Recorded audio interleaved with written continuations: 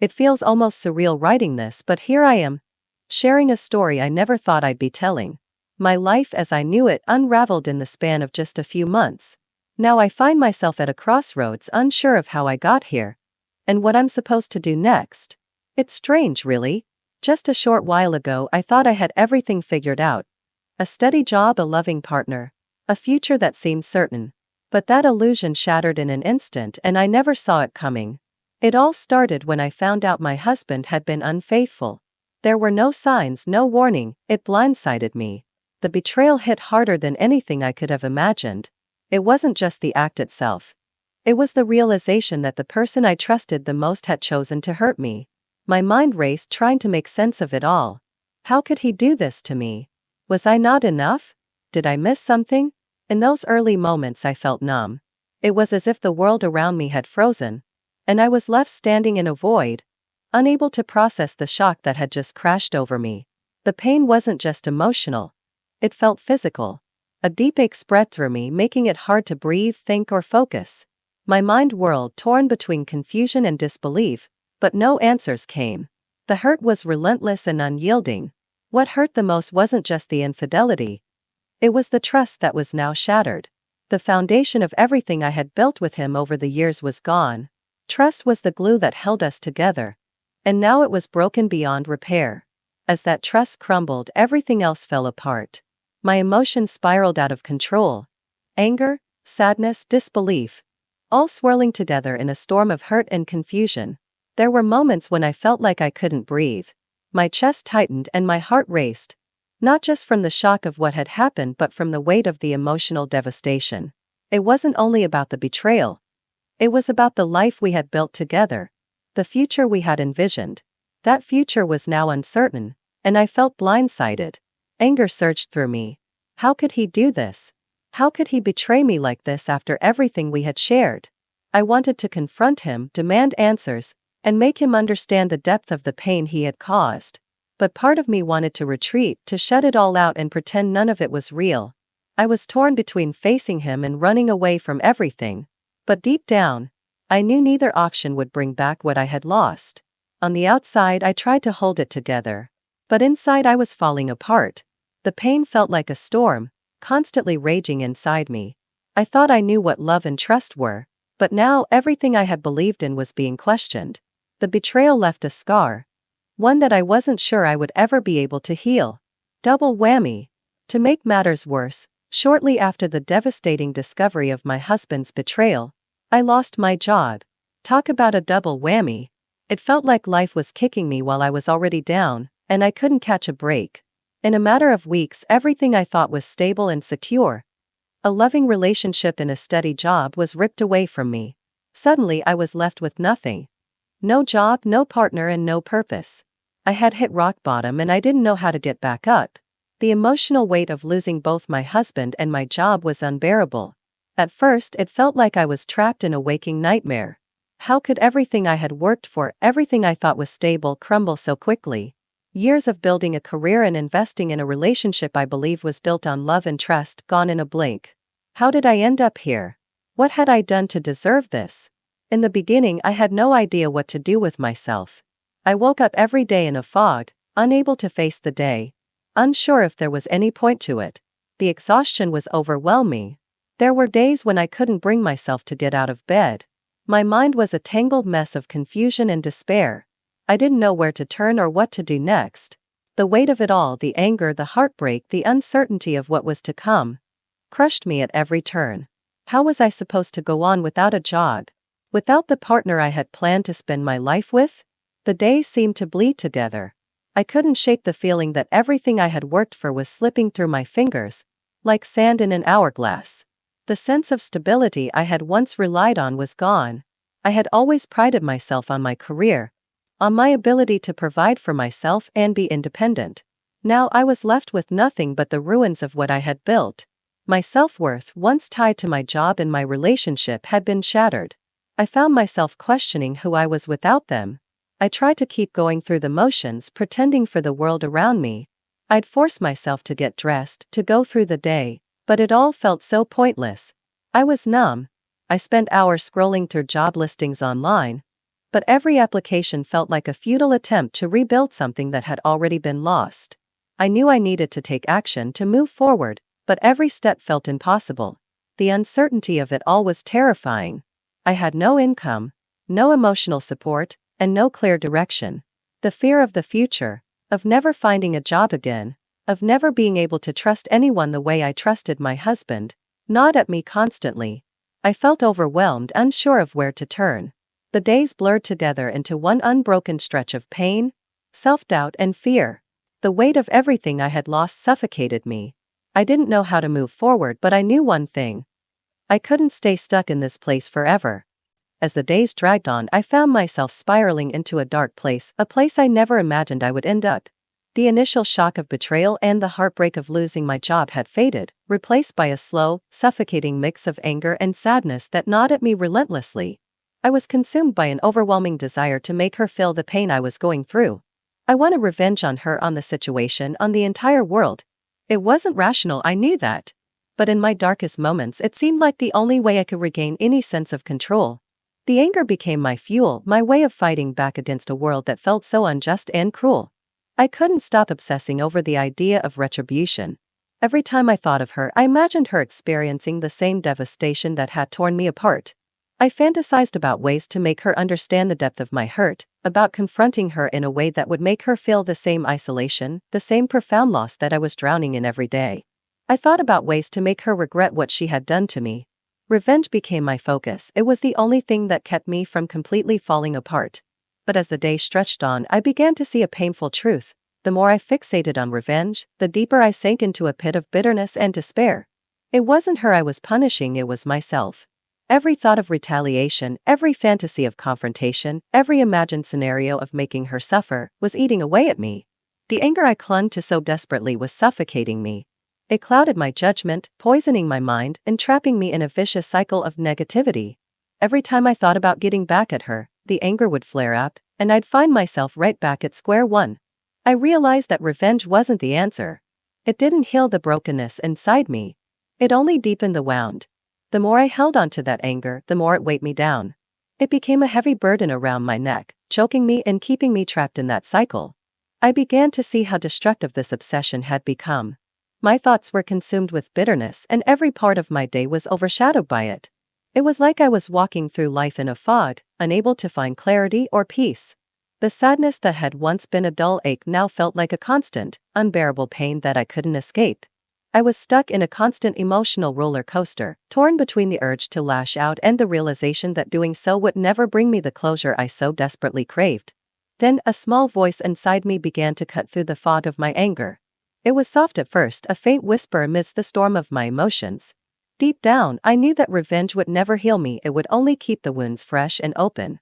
Slowly, I came to understand that if I didn't let go of the anger, I would never be free. Letting go was the only way forward. It wasn't easy, and every part of me wanted to strike back, to make her regret her actions.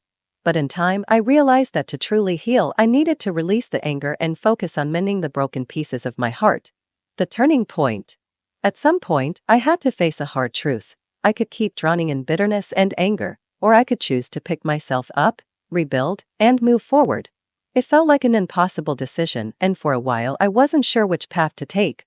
The weight of the emotional turmoil still felt unbearable, and staying in the darkness seemed so much easier.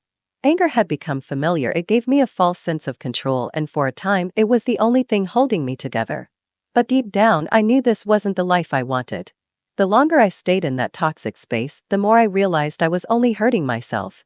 The turning point didn't come with any dramatic moment. It came quietly, gradually, like the first light of dawn peeking through a dark window. I started asking myself, what do I want from this situation? What do I want for my future? I couldn't keep living in constant pain and anger. I had to make a change. I began by facing the pain head-on. For so long I tried to bury it, to avoid feeling it, to numb myself from the hurt. But all that did was make the pain last longer. I had to sit with it, allow it to wash over me. It wasn't easy. Every day was a battle to confront emotions I'd been running from: the grief of losing my wife, the sting of betrayal, the overwhelming fear of an uncertain future. But I knew that if I didn't face those emotions, they would continue to consume me. One of the first steps I took was seeking professional help. I began therapy, not because I thought it would be a quick fix, but because I knew I needed guidance. I had no blueprint for dealing with the storm of emotions inside me. The therapist helped me unpack my pain and confusion, teaching me how to handle my anger and sadness in a healthier way. It wasn't an overnight solution, but with each session I felt myself gaining more clarity. I realized that my feelings were valid, but they didn't have to define who I was. Therapy gave me the tools to process my pain without letting it control me. I also leaned heavily on the support of my friends and family. At first, I was embarrassed to open up to them. I didn't want to burden anyone with my problems. But when I finally let my guard down, I was amazed by how much comfort I found in their presence. My closest friends listened without judgment, offering support I hadn't realized I needed. They didn't have all the answers, but they reminded me that I wasn't alone. That was everything. As the weeks passed, I began shifting my focus away from revenge and towards reclaiming my life. It wasn't about getting back at her anymore, it was about finding peace within myself. For so long, the idea of revenge consumed me, but I now understood that it would never provide the closure I was searching for. Instead, I had to take control of my own healing. I started setting small, achievable goals. Each step forward, no matter how small, felt like a victory, whether it was getting out of bed on a hard day or making progress in therapy. Slowly but surely, I was rebuilding. It wasn't easy, and there were moments I wanted to give up. But I kept going because I realized that reclaiming my life was the only way forward. The turning point wasn't about finding an instant fix. It was about the decision to fight for my future, to let go of the past, and to begin the long process of healing. It was a choice, and each day as I made that choice, I felt a little stronger. And with that strength, I slowly started rebuilding the life I had lost. Rebuilding and moving forward. Today, I'm in a much better place than I was when everything fell apart. I found a new job, and while it's not exactly where I thought I'd be, it's a step forward. A step toward finding some kind of normalcy again. More than that, I started rebuilding my sense of self. For so long, I felt like I'd lost who I was. The betrayal, the job loss, the overwhelming feeling of failure. It all made me feel small, insignificant, like I had been swept away by forces I couldn't control. But I've come to realize that life doesn't always follow the path we expect. Sometimes it's those hardest, most painful moments that push us toward the most significant growth. It wasn't an easy journey to get here. There were days when I wanted to give up. Days when the pain from the betrayal resurfaced. Just as raw as when I first discovered the truth. I still wake up sometimes with that ache of loss, like there's a hole in my chest that just won't go away. But I've learned that healing isn't a straight line. It's not quick, it's not easy, and it doesn't happen all at once. There are good days and there are bad days. And that's okay. I've come to understand that focusing on what I can control is the key to moving forward. In the past, I tried to control everything: my wife's actions, my job, the outcome of my situation. But I learned that the only thing I truly have control over is myself. I can control how I react, how I care for myself, how I build my future. So, I've made a conscious decision to focus on creating the life I want, one step at a time. Finding my new job felt like a small victory. But in that small victory, I found confidence. I remembered what it was like to take pride in my work. And that sparked something inside me. A sense of purpose I'd nearly forgotten. I started setting goals again, but this time they weren't about proving anything to anyone. They were about rebuilding for myself.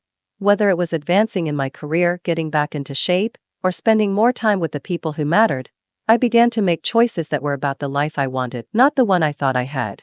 I also realized that it's okay to still struggle with the emotions of betrayal and loss. I won't pretend they're gone because they're not. But I've learned to manage them. I've learned to sit with the discomfort and let it pass, rather than letting it control me. Moving forward isn't about forgetting what happened. It's about accepting it, learning from it, and using it as fuel for my growth. Healing takes time, but I've come to see that time as a gift. Every day that I move forward is a step closer to the person I want to become. And while the journey is far from over, I now know that the strength I've found along the way is something no one can take from me. I'm still rebuilding, but I'm doing it intentionally, and I'm doing it for myself. A new beginning. Here I am, standing in the aftermath of my old life, but with a newfound sense of strength and hope. The pieces of my past, broken, scattered, and painful, still lie there, but I no longer see them as what defines me. Instead, I've learned to accept that they are part of my journey, not the end of it. I'm uncertain about what the future holds, But I've come to realize that uncertainty isn't something to fear. It's a space where new possibilities can grow. I can't predict what the next chapter will bring. But I know I can handle it because I've already faced the worst and survived. In the past, I would have been consumed by the need to have everything figured out. I wanted to control every aspect of my life. My relationships, my career, my happiness. But after everything that's happened, I've learned that sometimes, the most beautiful parts of life come from the unknown. Embracing uncertainty has been one of the most liberating lessons. It's given me the freedom to explore new paths and opportunities that I never would have considered when I was holding on to the past. It's easy to fall into the trap of thinking everything is ruined forever. I know that feeling of thinking you'll never feel whole again. But I'm here to tell you from my own experience that healing is possible. It's not easy and it doesn't happen on anyone's timeline.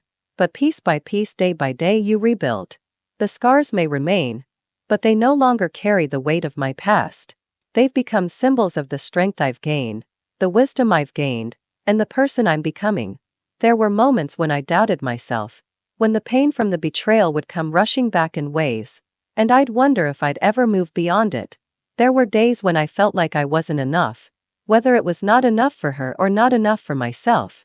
But each day I chose to keep going, even when it felt impossible, even when the weight of it all threatened to drown me. And bit by bit I started to realize that I was enough. Not because of what I had done or could give to others, but simply because I existed. I was surviving, and that was enough. For those of you who've been through something similar, I hope this offers you some perspective. You may wonder if you'll ever make it through, if you'll ever feel whole again. Trust me, you will. It's a long road, and the bumps along the way may be unpredictable. But each step forward is a victory. The healing process isn't linear, but it is progress, and with every passing day, you get closer to the person you're meant to be. Takes time, but you will heal. Just don't let the pain define you. It's a part of your story, but it's not the whole story. You are not your mistakes, you are not your past. And you are certainly not defined by someone else's actions. You are stronger than you think. Promise you are. You have the ability to rise from the ashes, rebuild yourself, and emerge even stronger than before. Take it one day at a time and remember, this is just the beginning of your new chapter.